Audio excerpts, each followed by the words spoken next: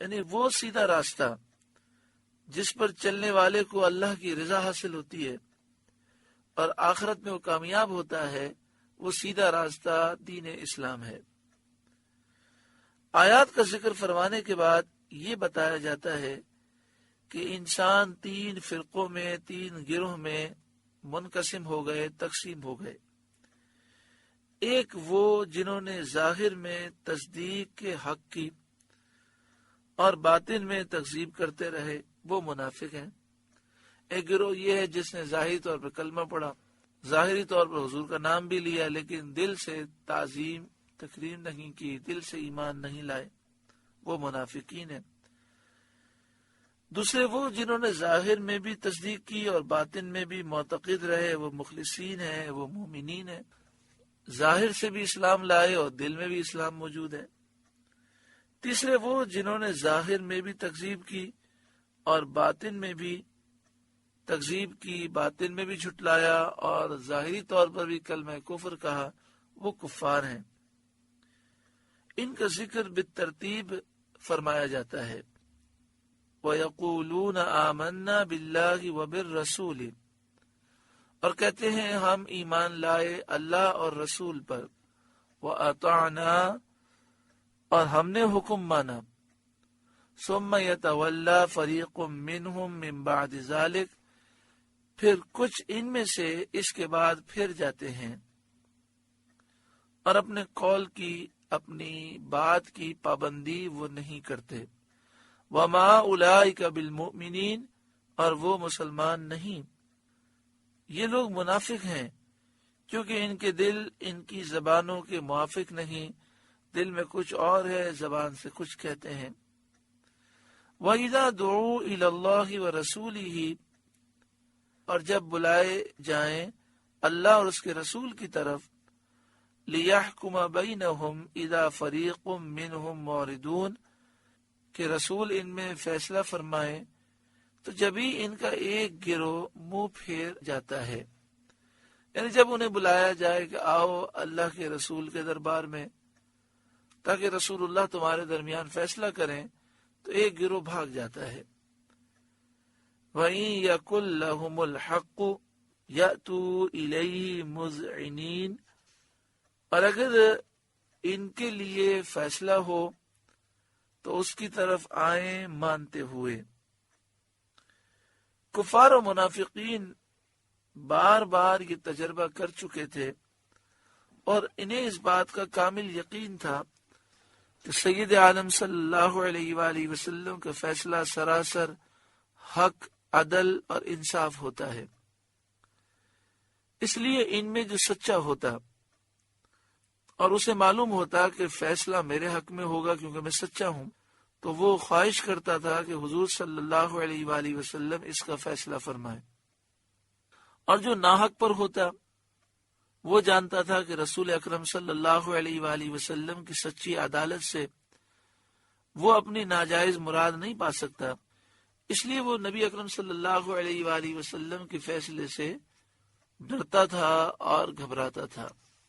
شان نزول اس آیت کریمہ کا یہ ہے کہ بشر نامی ایک منافق تھا۔ ایک زمین کے معاملے میں اس کا ایک یہودی سے جھگڑا تھا۔ یہودی جانتا تھا کہ اس معاملے میں وہ سچا ہے اور اس کو یقین تھا کہ سید عالم صلی اللہ علیہ وآلہ وسلم حق، عدل اور انصاف کا فیصلہ فرماتے ہیں۔ اس لیے اس نے خواہش کی کہ یہ مقدمہ حضور صلی اللہ علیہ وآلہ وسلم سے فیصل کرایا جائے، اس کا فیصلہ حضور کریں۔ لیکن منافق بھی جانتا تھا کہ وہ باطل پر ہے، اس کا دعویٰ غلط ہے، اور سید عالم صلی اللہ علیہ وآلہ وسلم عدل اور انصاف میں کسی کی روح رعایت نہیں فرماتے، کسی کا چہرہ دیکھ کر آپ رعایت نہیں فرماتے، جو حق ہوتا ہے وہی فیصلہ فرماتے ہیں۔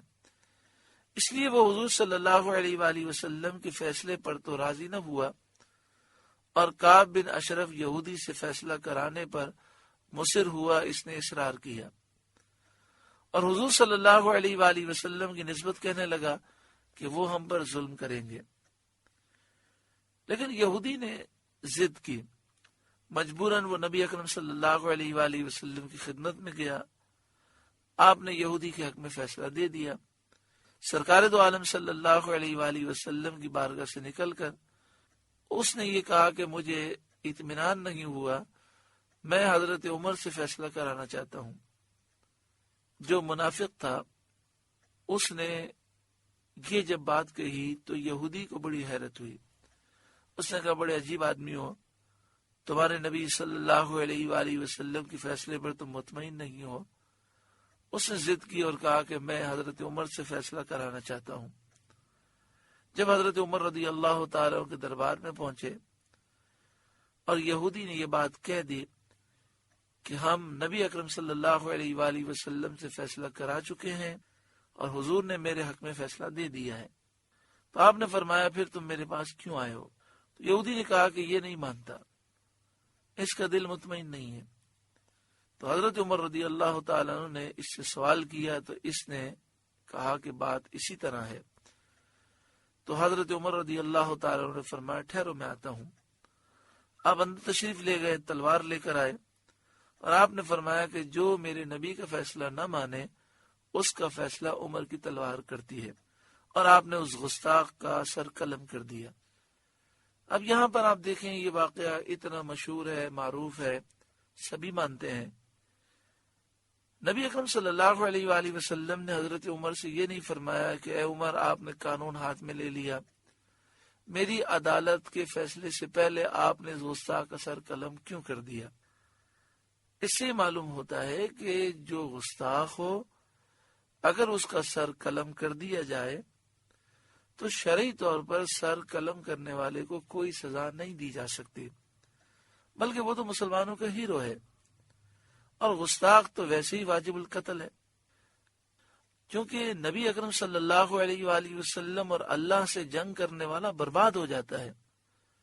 یہاں فرمایا وَإِن يَكُن لَّهُمُ الْحَقُّ يَأْتُوا إِلَيْهِ مُذْعِنِينَ، اور اگر ان کی ڈگری ہو، یعنی انہیں یہ محسوس ہو کہ فیصلہ ہمارے حق میں ہوگا، تو نبی اکرم صلی اللہ علیہ وآلہ وسلم کی طرف آتے ہیں مانتے ہوئے، اور جب محسوس ہو کہ فیصلہ ہمارے حق میں نہیں ہوگا کیونکہ ہم غلط کہہ رہے ہیں، ہم حق پر نہیں ہیں، تو حضور کے دربار سے دور ہو جاتے ہیں۔ افی قلوبہم مرض، کیا ان کے دلوں میں بیماری ہے؟ کفر کی بیماری ہے یا نفاق کی بیماری ہے؟ امر تابو، یا وہ شک رکھتے ہیں سید عالم صلی اللہ علیہ وآلہ وسلم کی نبوت میں؟ ام یخافون ان یحیف اللہ علیہم ورسولہ، یا یہ ڈرتے ہیں کہ اللہ اور رسول ان پر ظلم کریں گے؟ ایسا تو ہے نہیں، کیونکہ یہ وہ خوب جانتے ہیں کہ سید عالم صلی اللہ علیہ وآلہ وسلم کا فیصلہ حق سے تجاوز کر ہی نہیں سکتا، حق سے متجاوز ہو ہی نہیں سکتا، اور کوئی بددیانت آپ کی عدالت سے پرایا حق مارنے میں کامیاب نہیں ہو سکتا۔ اسی وجہ سے وہ آپ کے فیصلے سے اعراض کرتے ہیں۔ یعنی فرمایا گیا کہ اس بات کو تو یہ بھی جانتے ہیں کہ اللہ اور اس کے رسول کا فیصلہ حق فیصلہ ہے، تو یہ رسول اللہ کے دربار میں فیصلہ کرانے کیوں نہیں آتے؟ اس لیے کہ ان کے دلوں میں بیماری ہے، یہ شک میں مبتلا ہے، اور یہ محسوس یہ کرتے ہیں کہ نبی اکرم صلی اللہ علیہ وآلہ وسلم جب سچا فیصلہ فرمائیں گے تو یہ ان کے نفس پر گراں گزرے گا، اس لیے رسول اللہ صلی اللہ علیہ وسلم کی بارگاہ میں حاضر نہیں ہوتے۔ بل اولئک هم الظالمون، بلکہ وہ خود ہی ظالم ہیں۔ سورہ نور کا 6واں رکوع مکمل ہوا۔ دعا فرمائے اللہ تعالی اس ملک پاکستان کی حفاظت فرمائے اور اسے اسلام کا قلعہ بنائے، اسلامی نظام مصطفیٰ نصیب فرمائے، اس ملک میں اہل حق کو بیداری، اتحاد اور غلبہ نصیب فرمائے، اور جو اس ملک کے غدار ہیں، اس ملک کے دشمن ہیں، اسلام کے دشمن ہیں، اللہ تعالیٰ ان قوتوں کو نیست و نابود فرمائے۔